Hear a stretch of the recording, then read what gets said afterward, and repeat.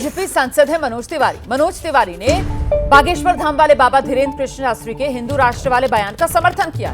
भारत को हिंदू राष्ट्र बनाने के बयान पर अपनी प्रतिक्रिया देते हुए मनोज तिवारी कह रहे हैं, भारत तो पहले से ही मूलतः हिंदू राष्ट्र ही है। 1977 में एक सेकुलर शब्द संविधान में जोड़ दिया गया था, जिसका हम पालन कर रहे हैं। तो बागेश्वर धाम में साधु संतों और श्रद्धालुओं का महाकुंभ चल रहा है। इसी महाकुंभ में शामिल होने के लिए बीजेपी सांसद बागेश्वर धाम पहुंचे थे। सुनिए जरा, भारत को हिंदू राष्ट्र बनाने को लेकर बाबा ने क्या कहा था और उनके समर्थन में बीजेपी सांसद मनोज तिवारी ने क्या कहा।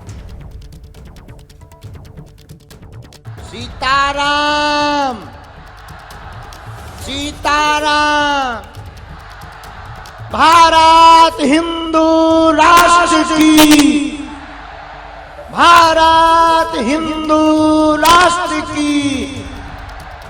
भारत हिंदू राष्ट्र बनना चाहिए या नहीं? बनना चाहिए, बनना चाहिए। कौन कौन तैयार है? जय हो। अब तो बन करके ही रहेगा। अरे बनो बनाओ है, घोषणा बाकी है, ये तो अभी झांकी है, पिक्चर पूरी बाकी है।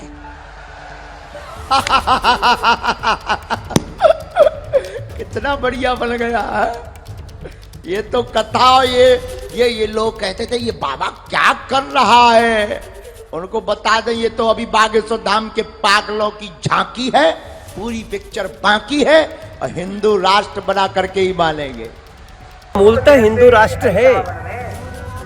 1977 में एक सेकुलर शब्द संविधान में जोड़ दिया गया, संसद में नहीं पास हुआ है, बस जोड़ दिया गया, तो भी हम उसका पालन कर रहे हैं। तो किसी को परेशान होने की आवश्यकता नहीं। जब हम कहते हैं कि ये हिंदू राष्ट्र है, हिंदू राष्ट्र रहेगा, तो हम कोई लाठी डंडा से नहीं करने वाले हैं, संवैधानिक संशोधनों से ही होता है। और आइए सीधे आपको लेकर चलते हैं। मेरे साथ मेरे सहयोगी ज्ञानेंद्र तिवारी इस वक्त बागेश्वर धाम से मौजूद हैं। जरा उनसे जानते हैं कि आज किस तरीके की तस्वीर बागेश्वर धाम में देखने के लिए मिल रही है। मुख्यमंत्री शिवराज सिंह चौहान, उनका क्या कार्यक्रम रहने वाला है यहाँ बागेश्वर धाम में, और क्या उनके सामने भी, मतलब सीएम के सामने भी, क्या बागेश्वर वाले बाबा धीरेन्द्र शास्त्री हिंदू राष्ट्र की बात रखने की तैयारी में है? ज्ञानेंद्र, देखिए, बागेश्वर धाम में आचार्य धीरेन्द्र शास्त्री का जो मंच लगा है रोमाना, यहाँ लगातार लाखों की भीड़ उमड़ रही है। और जहाँ तक मुख्यमंत्री के सामने हिंदू राष्ट्र की बात आप कह रही हैं, कल भी मध्य प्रदेश सरकार के कई मंत्री आके साष्टांग दंडवत होकर गए हैं। और आचार्य धीरेन्द्र कृष्ण शास्त्री, दरअसल इसके मायने समझिए, बीडी शर्मा प्रदेश अध्यक्ष हैं, भारतीय जनता पार्टी के प्रदेश अध्यक्ष हैं, और उन्होंने अपील की है कि लोगों को आचार्य धीरेन्द्र शास्त्री के हिंदू राष्ट्र की मांग का समर्थन करना चाहिए। मनोज तिवारी ने आकर कल बहुत बड़ी बात कह दी। पहले तो उन्होंने एबीपी न्यूज से खास बातचीत करते हुए ये कहा कि हम संविधान संशोधन की परिकल्पना को लेकर चल रहे हैं और ये आगे होना ही है। इतना ही नहीं, जब लाखों लोगों की भीड़ वहां थी, मनोज तिवारी का वहां भजन का कार्यक्रम था, वहां आकर भी उन्होंने कहा कि हिंदू राष्ट्र की बात हो रही है, लोग हल्ला मचा रहे हैं। तो कुल मिलाकर 23 में जो चुनाव है राज्यों में, 24 में चुनाव है, अब बीजेपी के लोग खुलकर इसकी बैटिंग कर रहे हैं कि आज नहीं तो कल हिंदू राष्ट्र को लेकर संविधान संशोधन होना है। यह बहुत बड़ी बात है रोमाना। और चूंकि मैं लगातार जनता जिंदाबाद के सहारे लोगों का मत जान रहा हूं बागेश्वर धाम में, लाखों श्रद्धालु जो आ रहे हैं बागेश्वर धाम के और आचार्य धीरेन्द्र कृष्ण शास्त्री के दरबार में शामिल होने के लिए, हिंदू राष्ट्र पर वो बहुत आक्रामक हैं। और ये समझ चुकी है बीजेपी, और बीजेपी के नेता इस बात को समझ चुके हैं कि अगर आचार्य धीरेन्द्र शास्त्री हिंदू राष्ट्र का राग अलाप रहे हैं तो हमें इनके समर्थन में उतर जाना चाहिए। और योगी आदित्यनाथ का यह कहना रोमाना कि हिंदू राष्ट्र था, है और रहेगा। एक बात तो तय है कि बीजेपी अब खुलकर बैटिंग करने लगी है। चूंकि मनोज तिवारी ने यह कहा कि संविधान संशोधन की कल्पना लेकर हम चल रहे हैं, तो ये एक बड़ी बात जरूर उसमें जुड़ गई है कि अब संविधान संशोधन सवाल दरअसल इसीलिए है क्योंकि अभी तक अगर आप नेताओं से इस तरीके का सवाल पूछते थे हिंदू राष्ट्र को लेकर, तो उनकी तरफ से यही कहा जाता था कि साहब भारत तो है ही हिंदू राष्ट्र। सुप्रीम कोर्ट की उस टिप्पणी का जिक्र किया जाता था जिसमें सुप्रीम कोर्ट की तरफ से कहा गया है कि साहब हिंदू जो है वो दरअसल जीवन जीने की एक पद्धति है। तो ऐसे में हिंदू राष्ट्र बनेगा, बनाना है, संकल्प लीजिए। ये जिस तरीके के नारे बागेश्वर धाम वाले बाबा मंच से लगवाते हैं, इसको लेकर नेताओं के पास एक रास्ता ये था जिसमें वो साफ तौर पर कह देते थे कि नहीं, इसमें कोई विरोधाभास है नहीं, भारत तो हिंदू राष्ट्र है ही।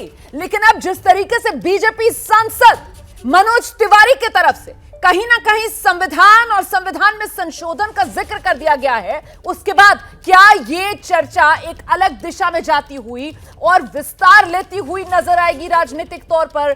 इसी को लेकर चर्चा खोलने जा रही हूं मैं। आपका जल्दी से परिचय कराती हूं। दो खास मेहमान इस वक्त स्टूडियो में मेरे साथ मौजूद हैं। स्वामी उपमन्यु धर्मगुरु, आचार्य शैलेश तिवारी जी धर्मगुरु हमारे साथ मौजूद हैं। बहुत स्वागत आप दोनों का। और सवाल आप दोनों से मेरा सिर्फ एक है, हिंदू राष्ट्र का अभियान क्या बदलेगा संविधान? आचार्य शैलेश जी। धर्म की जय हो, अधर्म का नाश हो, प्राणियों में सद्भावना हो, विश्व का कल्याण हो, गो हत्या बंद हो, यही हमारा नारा है हिंदू राष्ट्र का।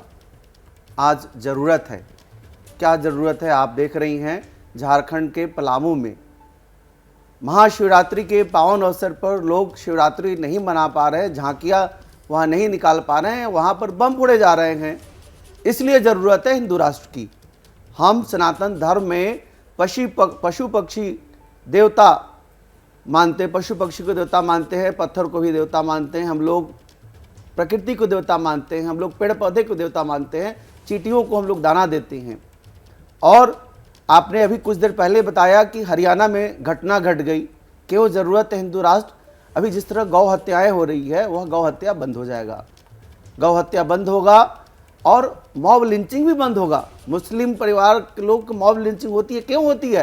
क्योंकि वह गौ हत्या करते हैं या उसका व्यापार करते हैं, मारकाट करते हैं। तो भारत में गौ हत्या बंद हो, हिंदू राष्ट्र हो, और ज़रूरत है इस देश में सहिष्णुता का। वह सहिष्णुता तभी हो पाएगा जब हिंदू राष्ट्र होगा, क्योंकि हिंदू लोग सहिष्णु होते हैं। नहीं, मुझे बोलने दीजिए। नहीं, मैं दोबारा आऊंगी ना आपके पास, पहले एक टिप्पणी उनकी लेने दीजिए। आइए स्वामी उपमन्यु।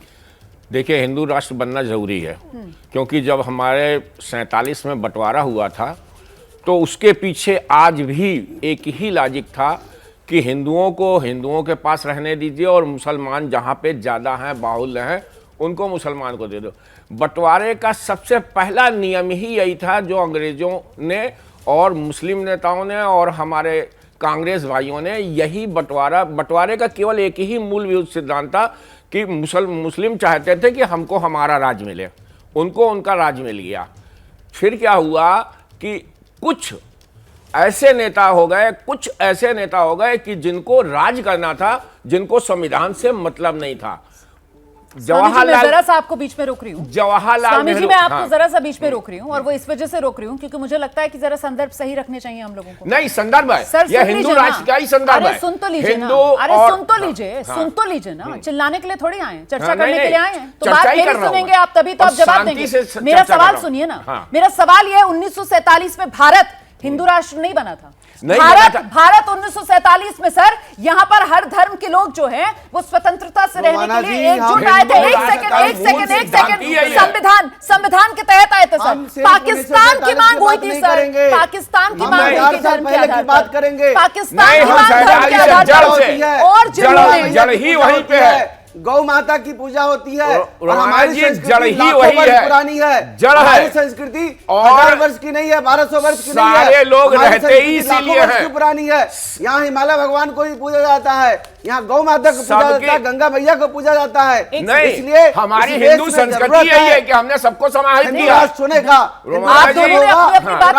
सबको समाहित करने का काम केवल हिंदू कर सकता है। चिल्ला क्यों रहे? बात तो सुनिए। चिल्ला नहीं रहा।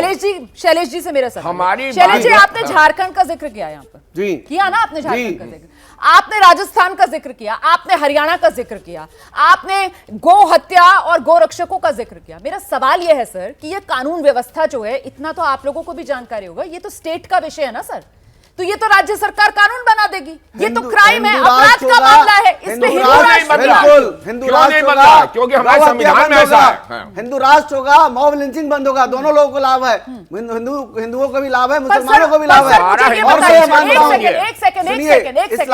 जो उपमन्यु जी कह रहे हैं यहाँ पर कि साहब क्यों नहीं बन पा रहा है कानून, मुझे बताइए आप देश में कितने राज्य ऐसे हैं जहां गौ हत्या बैन है? कहीं नहीं। क्यों नहीं?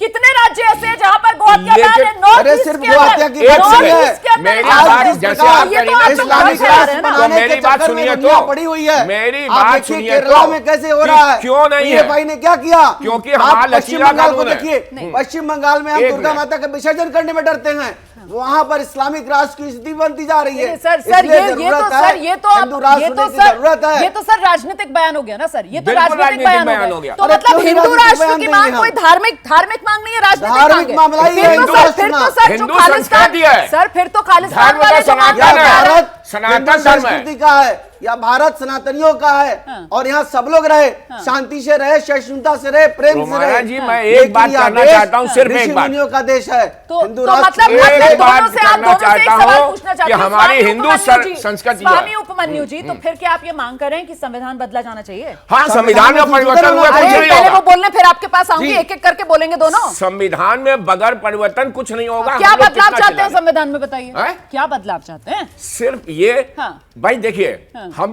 क्यों पीछे गए, जिसमें आपको नहीं बदलाव क्या वो- चाहते हैं ये बताइए ना हम मुझे। बताते कि हैं ना। संविधान जिस हिंदू राष्ट्र की जो जरूरत क्यों है, क्योंकि हिंदू संस्कृति ऐसी है अरे जो सर, सबको जरूरत नहीं, एक बदलाव मिनट, क्या मुझे चाहते हैं? बात करने दीजिए। बदलाव क्या सबको चाहते हैं? समाहित बदलाव ये चाहते हैं, सबको समाहित करने की अगर क्षमता है, वो सनातन धर्म और हिंदू संस्कृति में है कि हम सबको भाईचारे के उसमें लेते हैं। वो तो सर सिर्फ संविधान पूरे में है विश्व ही। में। संविधान में है ही, सबको बराबरी का अधिकार है। सेकुलरिज्म को नहीं, थोपा गया बराबरी था। का नहीं है। सबको जो बराबरी का कांग्रेस अधिकार है। पार्टी के अल्पसंख्यक द्वारा क्यों अलग अलग सर, है? आर्टिकल मुस्लिम 14, बोला। 15, 16, सारे ये 18, 19, किसी 20, को बराबरी का अधिकार नहीं है। सारे जो आर्टिकल्स हैं, आपकी सारे जो गलतफहमी अनुच्छेद है, हैं किसी को संविधान बराबरी के, का अधिकार वो नहीं है। माना इसी जी, दिशा में यहाँ हैं। पे जी। तो ये है कि रोमाना आप जी- सवर्ण है, आपको जेल हो जाएगी। उपमन्यु जी, 1977 में जो कानून थोपा ये गया था सबसे बड़ा सेकुलरिज्म का, काला- उसको हटाया जाना और चाहिए। इमरजेंसी के बाद गौ थोपा गया माता था। को राष्ट्रीय शक्ति, राष्ट्रीय देवी के धोखे रूप से में घोषित थोपा गया करना था। चाहिए। और साथ ही साथ भारत भूमि पर जिस तरह से बार बार सरतंजी जुदा की स्थिति हो रही है, अगर हिंदू राष्ट्र होगा तो इस तरह मारकाट नहीं होगा, सब भाईचारे से स्थापना रहेंगे, सब लोग बिल्कुल। भाईचारे से रहेंगे। ठीक है। आप भी मैं भाईचारे आप से दोनों को रहेंगे, रोकूंगी। भाईचारे का जहां मतलब से ही ये यही है। बहस शुरू हुई है ना हिंदू राष्ट्र की, जहां से ये मांग जोर पकड़ रही है, आइए जरा उसी धरती पर आपको लेकर चलते हैं। वही बागेश्वर धाम, जहां बाबा का दरबार शुरू हो चुका है। जरा सुनते हैं बाबा आज क्या कह रहे हैं अपने दरबार में। हम सनातन के लिए कार्य मरते दम तक करते रहेंगे।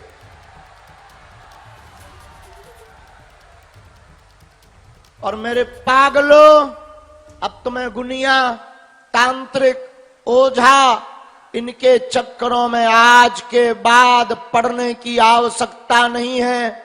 तुम बागेश्वर बालाजी और सन्यासी बाबा को पकड़ लो, तुम्हें हमारे पास भी आने की आवश्यकता नहीं है। हम तो एक माध्यम है जिनके बल पर हम बोल रहे, चमत्कार की बात कर रहे। आप उन बागेश्वर बालाजी को पकड़ लो, तुम्हें दुनिया में कहीं भटकना नहीं पड़ेगा। बहुत भटक लिया तुमने, बहुत धक्के खा लिए, आखिर तुम कब तक रोओगे? कब तक तुम अपना शोषण करवाओगे? कब तक तुम जगह जगह जाकर के आर्थिक और शारीरिक शोषण करवाओगे?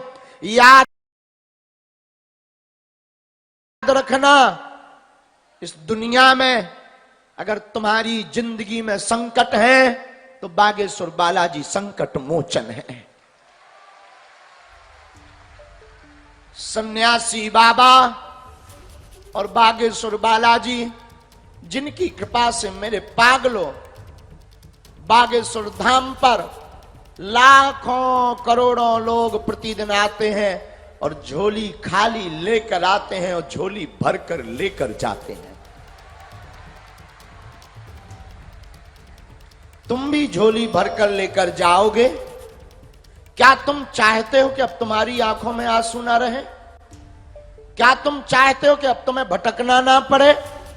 क्या तो बागेश्वर धाम वाले बाबा को आप सुन रहे थे, जो आज भी यही बात दोहरा रहे हैं कि हिंदू राष्ट्र के लिए भारत एकजुट है। ऐसे में बड़ा सवाल यही कि हिंदू राष्ट्र का अभियान क्या बदलेगा संविधान? मध्य प्रदेश के छतरपुर जिले में बागेश्वर धाम में साधु संतों श्रद्धालुओं के महाकुंभ का 5वां दिन है आज। बाबा धीरेन्द्र कृष्ण शास्त्री के दिव्य दरबार में पैर रखने भर की भी जगह नहीं है। भीड़ ऐसी है जहां वो पहले की तरह ही पर्चे निकाल रहे हैं, भूत बाधा दूर कर रहे हैं, इलाज कर रहे हैं, लेकिन आज हम आपको जो दिखाने जा रहे हैं वो कम ही देखने को मिलता है। आखिर कैसे दरबार में बार बार अखंड हिंदू राष्ट्र की हुंकार भरने वाले बाबा धीरेन्द्र कृष्ण शास्त्री अपने मंच पर ही सास बहू के संकट को भी दूर करने का दावा करते हैं। दिखाते हैं आपको बाबा के दरबार में चलने वाली फैमिली कोर्ट पर यह स्पेशल रिपोर्ट, सास बहू और बाबा।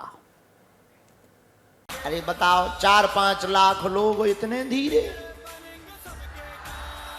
सीताराम सीताराम, भारत हिंदू राष्ट्र की, भारत हिंदू राष्ट्र की।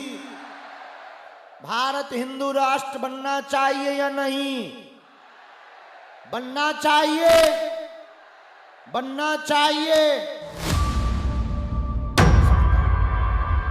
बागेश्वर धाम सरकार के धीरेन्द्र कृष्ण शास्त्री अड़े हुए हैं, नारे लगवा रहे हैं और अपने दरबार में हिंदू राष्ट्र बनाकर ही दम लेने की हुंकार भर रहे हैं। जय हो, अब तो बन करके ही रहेगा। अरे बनो बनाओ है, घोषणा बाकी है, ये तो अभी झांकी है, पिक्चर पूरी बाकी है। उनके मंच पर भूत प्रेत को हाजिरी लगाते हुए देख चुके हैं। माल लगाओ इसे, सिर में चमीटा मारो और जमीन में फटकारो।